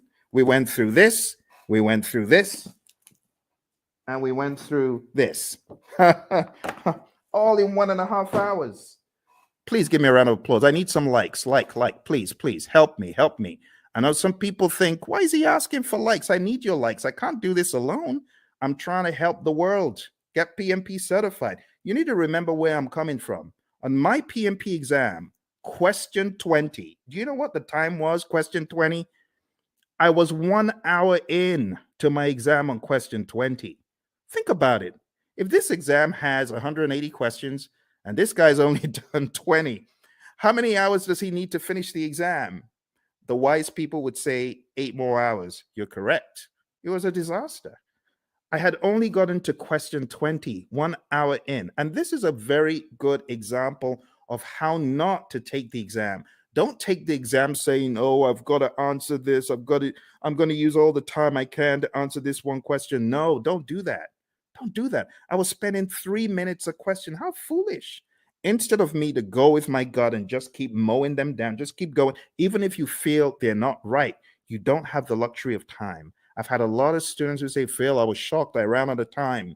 Normally, before I got into the exam, I was killing all of my mock exams. Of course, because the stakes are higher. Your brain is going to be working differently. You're going to be working differently. So don't try that stuff that you do at home on the real exam, okay? Which is why I say roll up your sleeves and go to a test center, smell the coffee. It'll kick in. It'll kick in. Just drink the coffee, but smell the coffee because you realize the stakes are high. Long story short, after 1 hour, I started writing my eulogy of the PM slain in the Battle of PMP. The PMP who tried his best, the PMP aspirant, the PMP wannabe who tried his best. Phil tried his best, but alas, he was slain at the Battle of PMP. Why was he slain? He didn't have his weaponry right? So I was crafting my eulogy until a conspiracy theorist gremlin pounced on my shoulder. And I'm grateful for that conspiracy theorist gremlin. And the gremlin said, the PMI is looking at you from behind the scenes, and they can see that you got all the questions wrong, and they're giving you more of those questions. You got risk wrong, and they're giving you more risk. You got schedule wrong, they're giving you more. Why don't you go to the back of the exam? It was a crazy thought, but this is what got me out of the exam alive. I jumped all the way to the back of the exam. Back in those days, you could move backwards and forwards between all the questions. And back in my day, there were actually 200 questions. So I went all the way to the back and I started doing the questions from the back, from the back, from the back. Truth be told, hey, use this. Use this as the fire escape. For me, it was the fire escape. I started backwards and I realized the questions were easier from 200, 190, 180, 170, 160, 150, 140, and just kept doing the exam backwards, and it was easy. Then I got to a pocket of difficult questions. It's like these question writers are like fiends from the pit. They know where to grab you, and they just, boom, dollop a boatload of hard questions, and it's like quicksand. Don't be moved by that. You can jump over the quicksand, or you could just do C, D, E, C, C, C, whatever the options are, but don't get stuck in the quicksand. I didn't get stuck in the quicksand. Kept mowing them down. I think I had a pocket of difficult ones in 120, kept going back around 70 something, difficult ones around 50. I didn't care. I was just mowing them down, doing my best. And then I got back to question 20. And guess what the time was? 3:55. Pretty much I had 5 minutes left. And the question is, am I going to start changing stuff, or am I just going to end the exam? Took a deep breath. Boom, end the exam. And then the screen goes blank. You've been selected for a survey. We would like to find out, did you enjoy your exam experience? Was it clean? Did you like the staff members? Oh my goodness. Now I have to go all the way through this ridiculous survey saying, I liked it, I didn't like it. But remember, the conspiracy theorist gremlin is saying, fail, you got to say you like it, because if you said you don't, you're going to fail. So what did I do? Yes, I liked it. It was good. It was clean, even though it was dingy and dim lit. Everything was good. It was good. It was good. It was good. Then press the end button and the screen goes blank for like an eternity. Congrats. You've passed the exam. Talk about being chased by, you watch those TikTok videos of crazy bear out of somewhere in Colorado, those bears. That was me. I felt like I had run from the crazy beast. And that's why I do what I do. Because when I came out of the exam, I promise that if I come out of the exam alive, as I'm writing this crazy exam called the PMP exam, I'm promising if I come out of this thing in one piece, two promises. Number one, I promise I'll never curse the PMI. I won't curse them as I always have been. And number two, I promise I'll tell everyone anything in the world that moves. I'll tell them this exam crazy. Crazy exam, crazy exam. That's why I say take no prisoners. Do everything you can before you find yourself in front of that computer monitor. Do everything you can. All right. Final thing we're going to talk about today, my friends. I'm going to show you the PMI's secret sauce for the PMP exam. They have a secret sauce for the exam, and that secret sauce is encapsulated in a document. And the document is simply called PMP Exam Content Outline. I'm going to put that in the link so that you can download it and read it. I'm showing you where all the treasure is buried tonight, my friends. You know, like I said, I'm hitting the road again. I don't know when next I'm going to be able to do this. It's going to be a while. Here we go. Here we go. That is the PMP Exam Content Outline. And I'm going to go over the outline with you, but I'm not going to do it the usual way. I'm going to do it differently. I am going to do it very quickly by going through my special roadmap. It's a roadmap I created for the PMP. And it cuts off, I would say, about 10 hours. It cuts off 10 hours from the curriculum because it's very rapid and effective. Are you ready? Let's jump into it. Let's jump into it. Here we go. Here we go. For those of you that have been on since we started, thank you very much. I hope you're finding value from it. Your exam is going to have people. 42% of the exam is people, 50% is process, 8% is business. And then you can slice that across 50% agile and hybrid, 50% predictive. Okay? So what am I trying to say? I'm trying to tell you agile is a beast, a big old beast as big as predictive. Here's the breakdown one more time. See that? So pay close attention to the process domain, but don't forget, you could slice these into 21, 21 for people, 21 agile and hybrid, 21 predictive. For process, 25 agile and hybrid, 25 predictive. For business, 4% agile and hybrid, 4% predictive. That's the general idea. Okay. Let's go into the people domain very quickly, and I'll just try to wrap it all up. Okay. Number one, I have changed the order from what is in the outline that I sent you. In the outline, it starts off with manage conflict, and then it goes into lead a team and so on. But I'm changing it because I want you to get the flow. The flow doesn't make sense in the outline. I want you to get more of the flow from a time perspective. So number one, what I want you to think about first is building a team. You build a team, and then you begin to define the team ground rules, do's and don'ts, and acceptable behavior. And then you begin to lead a team. You know, my mentor, John Maxwell, he says a true measure of leadership is influence, nothing more, nothing less. You're going to lead the team to success. You're going to help the team understand what to do on the project.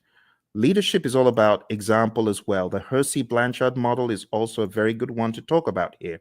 If you haven't heard about the Hersey-Blanchard model, this is it.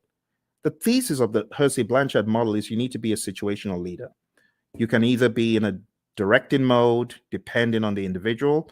This is where you give low support and more direction, or in a coaching role, or in a supporting role, giving more support than direction, and in a delegating role where you just know the keys to the kingdom are safe with this dude, this girl, because they've proven themselves time and time again.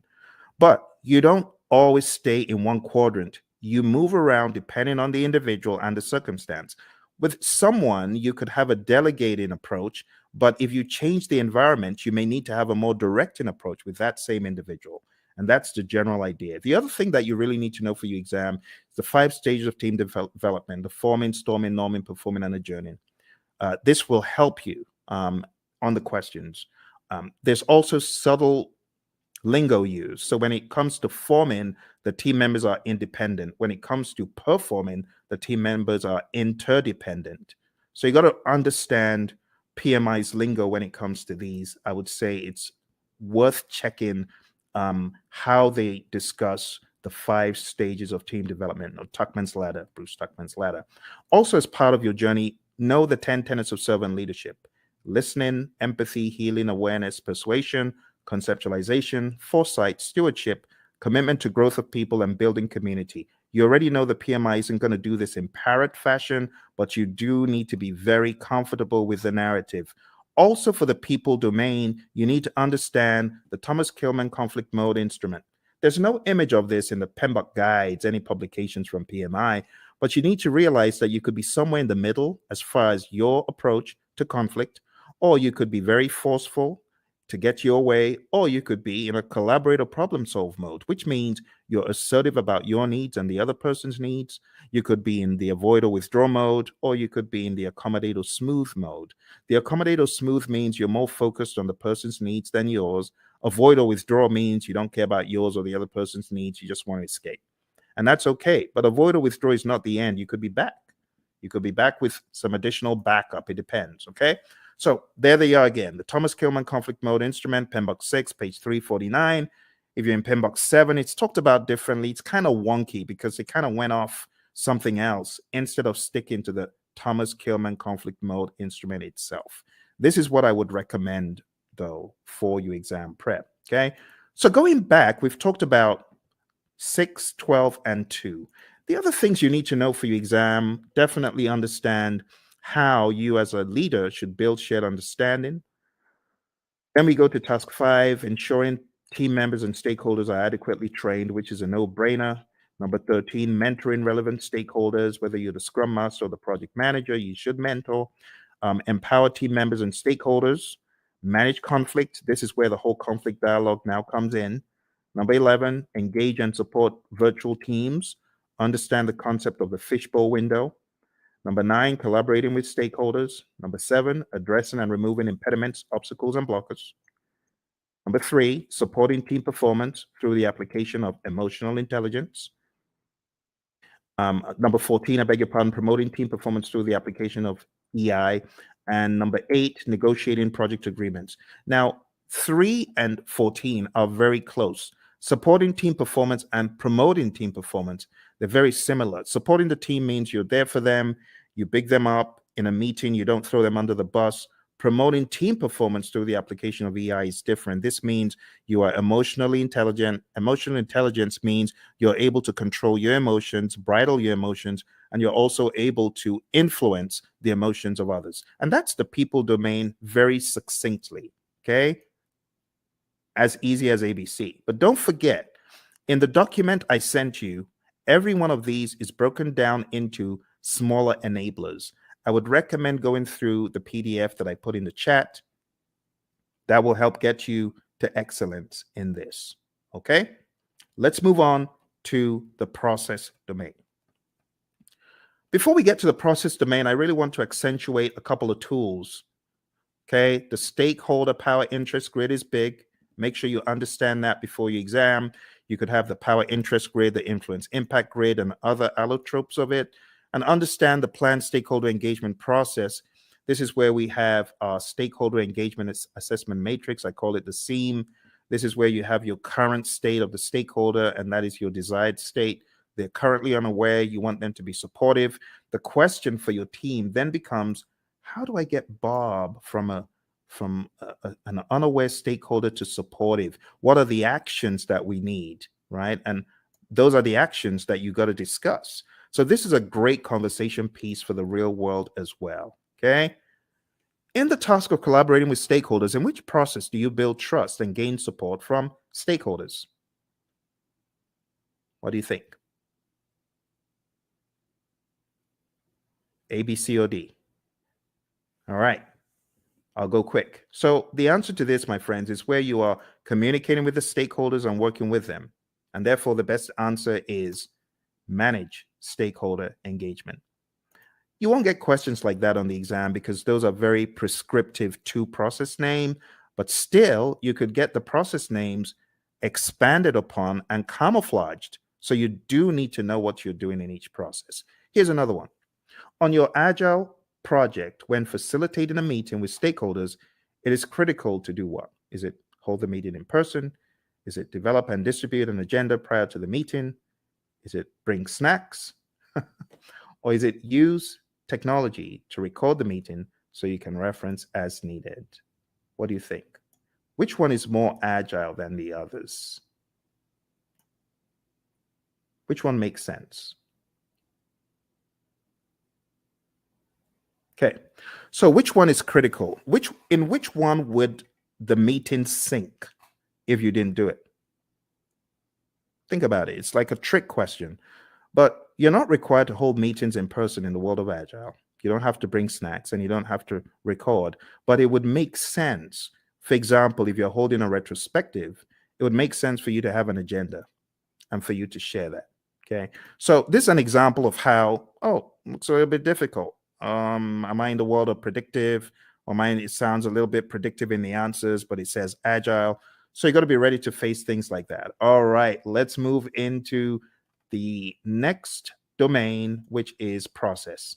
Okay. As usual, we have our roadmap, and these are the things we've just talked about. So I'll be very quick. Number one is actually task 13. So this is where you determine the appropriate methodology, the methods, the practices. Are we going to be agile, predictive, or something else? Then you got to establish a project governance structure for rules and regulations and how things work.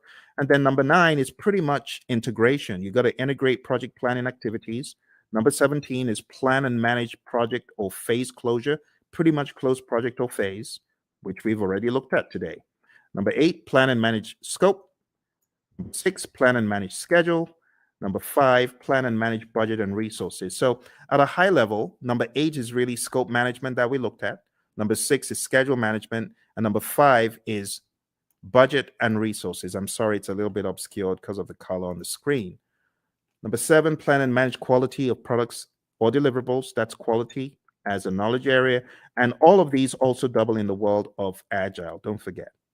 Number 3, assess and manage risks. We've taken a look at that. Number 12, procurement management, pretty much. Number 1, execute the project. Now we can execute the project. After you've done all that planning, now you execute with urgency to deliver business value. Number 16, ensure knowledge transfer for project continuity. Make sure that you're transferring the knowledge, because if that person leaves, what's going to happen? That needs to be your question. All right, manage project issues, have an issue log. Make sure you chase those impediments as vehemently as possible before they eat you alive. So we talk about impediments, obstacles, and blockers. So the question is, what is the difference between an impediment, an obstacle, or a blocker? And the answer is an impediment slows you down. An obstacle is in the way. Now you can go around it, you can go over it, but when it comes to a blocker, you're stuck in your tracks. You're stopped. That's really bad. They're all bad, but blockers are the worst because they just stop you in your tracks. You can't move. When we talk about managing project issues in the world of predictive, all of those things are in your issue log. You got to go after them. Manage project changes just means manage changes using your change management plan. Your configuration management plan must also be considered. This is manage project artifacts. 3 artifacts in Agile. Who remembers?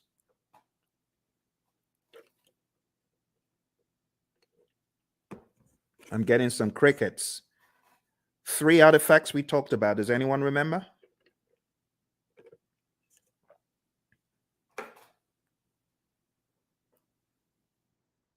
Hello? Everyone's quiet. Okay, I don't bite.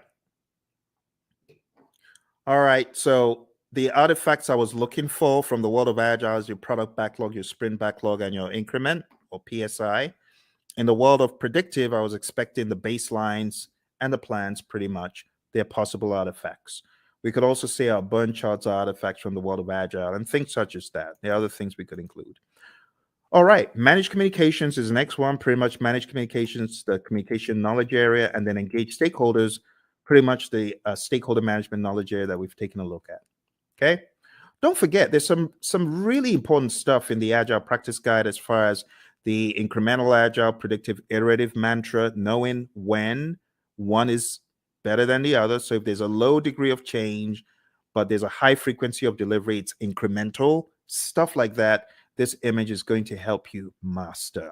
Again, know your Scrum, know your Scrum, know your Scrum inside out. Read the Scrum Guide. Make sure you go to scrumguides.org. As I recommended earlier, read it, go through it, go to Ken Schwaber's website, scrum.org, and make sure you take some of his Scrum basic assessments. They will really help you get very firm in Scrum.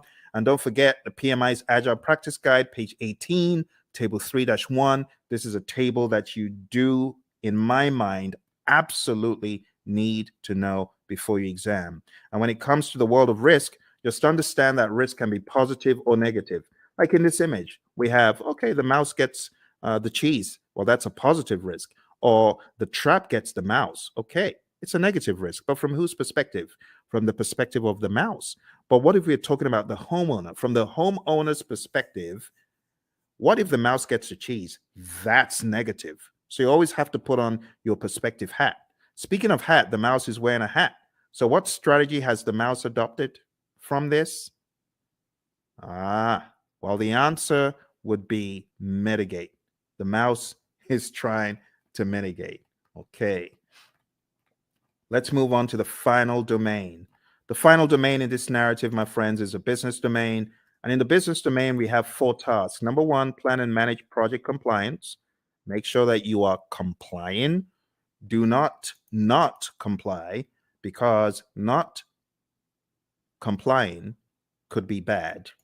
We're going to hear from our buddy Roy very quickly here. He's going to share an agile perspective of compliance. Let's hear what Roy has to say. So Roy, is this a good word in agile space? Well, maybe it's a necessary word. We certainly don't like it, but it is functionally correct. It is technically the correct word to use. But we do want to make sure that we're aware of what compliance regulations are in place, so that we don't get ourselves in trouble. But I also want to stress that there are actually times when we might intentionally decide not to be in compliance. I've done a lot of work in the finance space, insurance space, and sometimes they're actually having those conversations of, okay, there's a new regulation that just came down the pike. Is it cheaper for us, for at least for right now, to go do that and go make sure that we are compliant, or should we just pay the fees for a period of time and do that work later? So those discussions they're valid discussions, especially when no one's being hurt. It's not about that. It's more about this regulation. We just can't get to it right now. It's going to cost us more to do it now versus later. So there's sometimes those discussions happen, but those things are planned. They're understood. There are lots of discussions. Same basic needs, in an agile project as you would in a traditional project. It doesn't really change that much. But again, the difference is how we do it. We make sure that the teams are very aware of the compliance and regulatory needs, and that they understand them very clearly, so that we don't necessarily have to do reviews to identify compliance. We are encouraging the teams to be compliant always. That's a big difference. All right, good words from our buddy Roy. And like I said, if you want more of Roy and I's training coaching, going down to hpmexam.com, we have tens and tens of hours of both of us going back and forth talking about this stuff over and over again. You could go on to tinyurl.com/elite PMP. You'll be able to join the Udemy course where we have PMBOK 7. We just go to town on PMBOK 7, and you can watch all of those videos there. All right, moving on. Let's go back, and we're talking about business domain. Next thing is evaluate and deliver project benefits and value. So in the world of the PMI, they've become hypersensitive to the concept of benefits and value and outcome. It's no longer just about deliverable. Moving on to task 3, evaluate and address the external business environment changes for impact on scope. This is what a good product owner should be doing. A good product owner should always be scanning the boundaries and saying, what has changed in the environment? How does that affect our project? That needs to be the question. All right.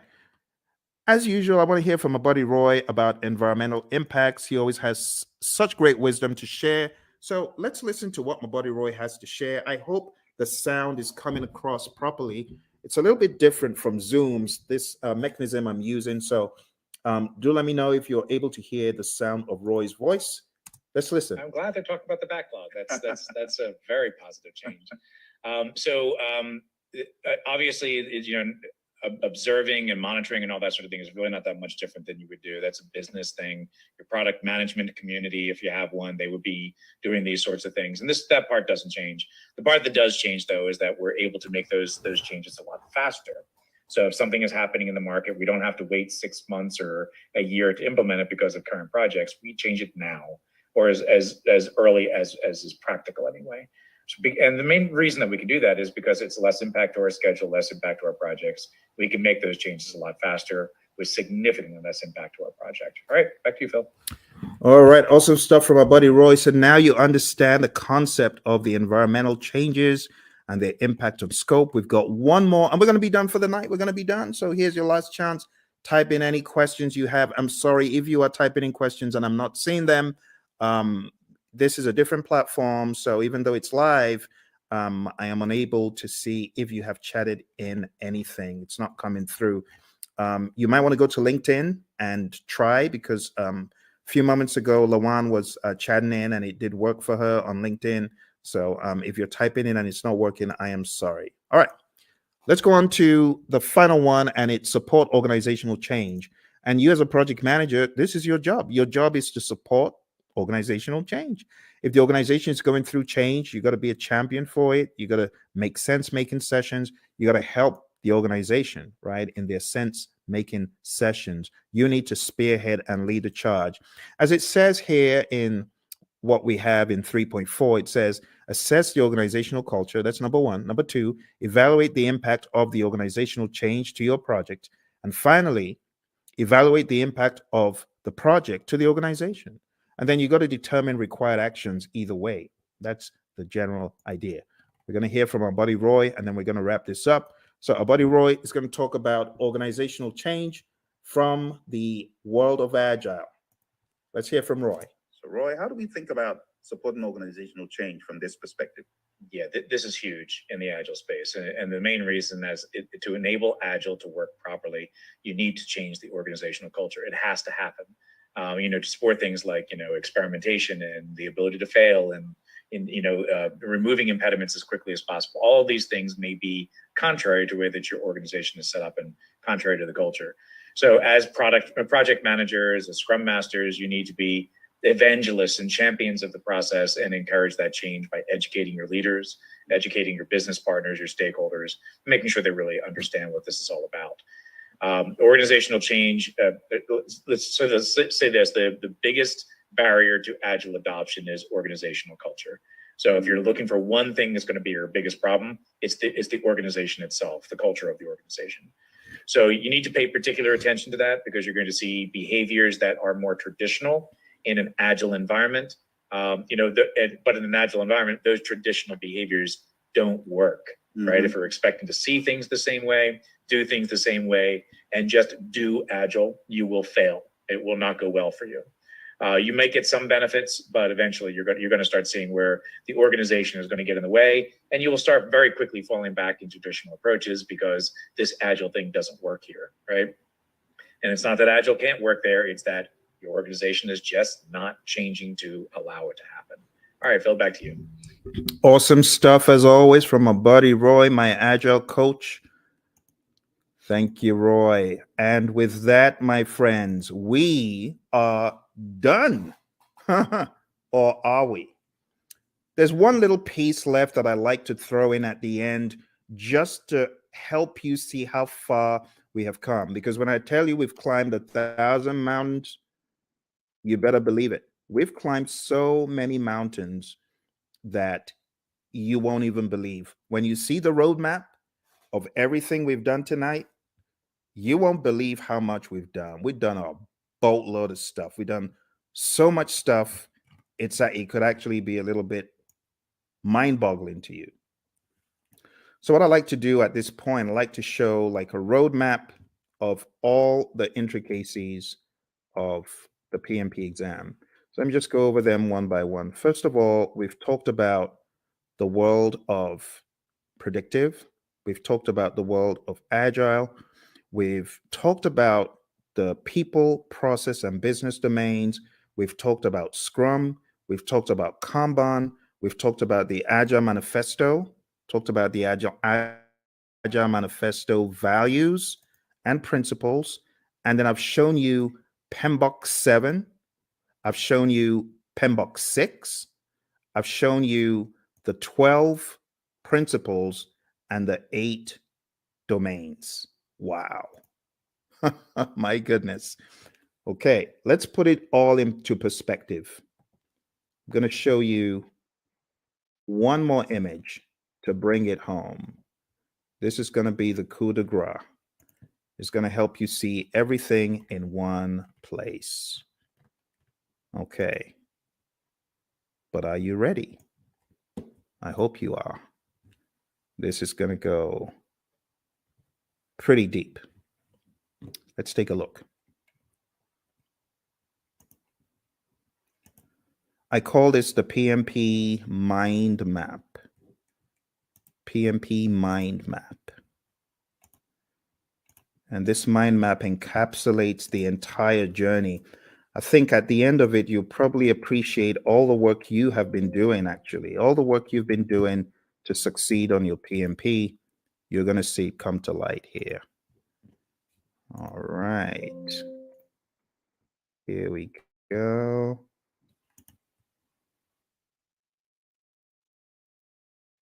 PMP mind map. You might have seen a video where I talked about this in the past, but it's always new because of the enormity of what we have done tonight. You ready? Okay. You take myself off the screen so that you can see it. All right. So we've talked about everything here in the world of Agile. See that? Let's zoom in. Agile. Talked about the manifesto, talked about servant leadership, talked about charters, and these are some other pages that you need to focus on.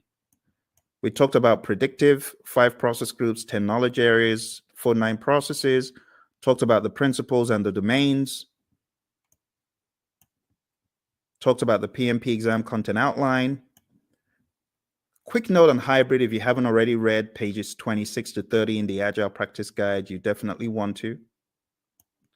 And then we talked about Scrum. We went through the 353, and then coming to a wider view, we've talked about integration, scope, schedule, cost, quality, resources, communication, risk, procurement, and stakeholder. We've talked about people, process, and business. And then we've talked about some auxiliary things. I told you about my experience on the exam. You got to manage your time. I told you definitely take it at a test center. I wouldn't advise taking it at home. Bad things happen to some people who take it at home. Some people are able to escape unscathed, but trust me, when it happens, when the flying monkeys come out, it's no fun. And I know a lot of people who have encountered the flying monkeys. Get enough sleep for your exam and definitely do a lot of scenario-based tests. If you haven't taken my 200-question test, which you can find, actually, I've got 2 200-question tests on YouTube. If you haven't taken them, I highly advise that you do. I'm going to put them in the chat. Do that. So, well, my friends, thank you very much for joining me. I appreciate it.